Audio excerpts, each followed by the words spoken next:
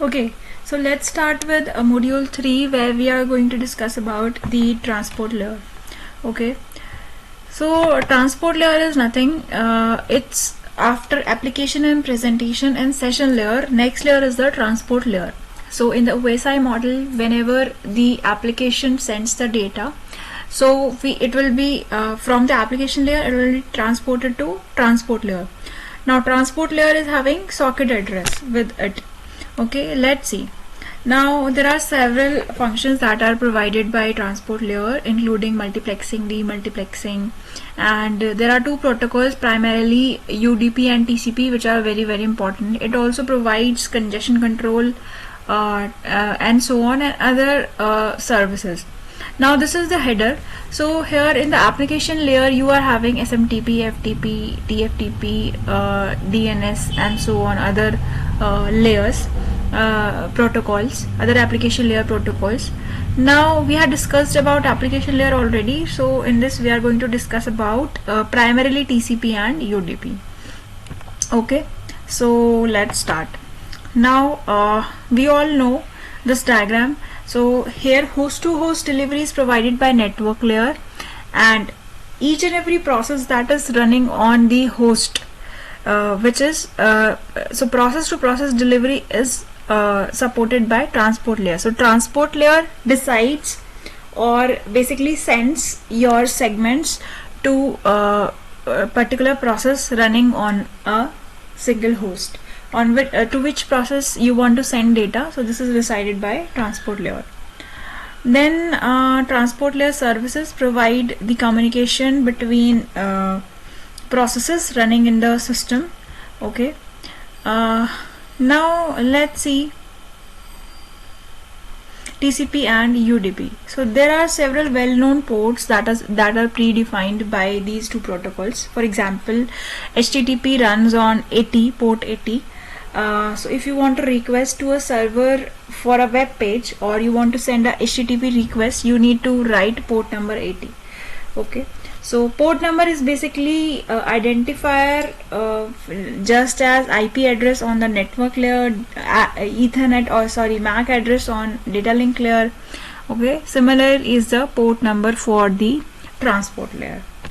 Okay, now let's see what is multiplexing and demultiplexing. So we all have heard about MUX.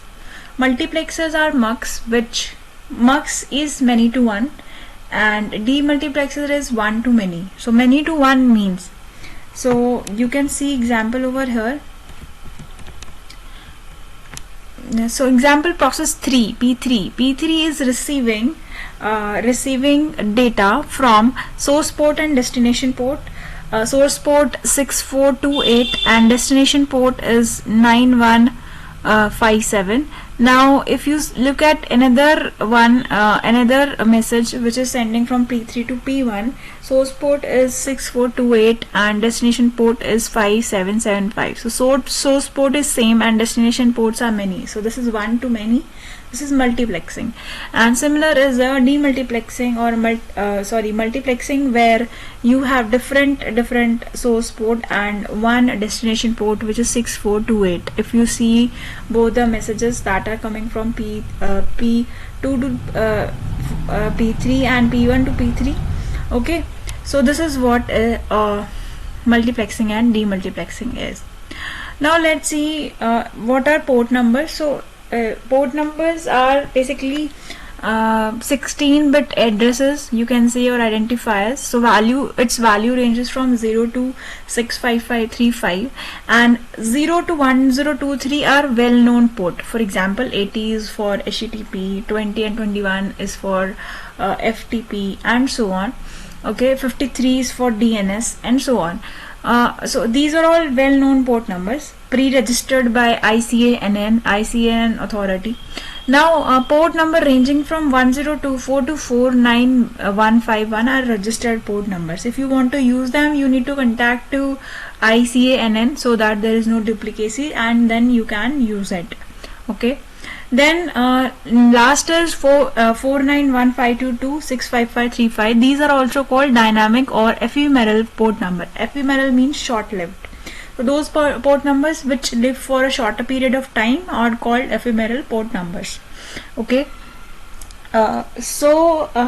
This is what about, so short time, for example, ephemeral port number is generally on the client side because client program is short lived and server program is usually long time. So ephemeral port numbers are generally defined on your own system. You can define it. So that's what it's a basically dynamic port number defined on the mostly on the client side. Now a socket address. So IP address is 32-bit 200.23.56.8 and port number is 16-bit, and socket address, so IP address is at network layer, socket address is at transport layer, and Ethernet or MAC address is at data link layer. Okay, so socket address consists of this IP address plus port number. Okay, so let's start with first protocol, which is UDP. Very important. Okay,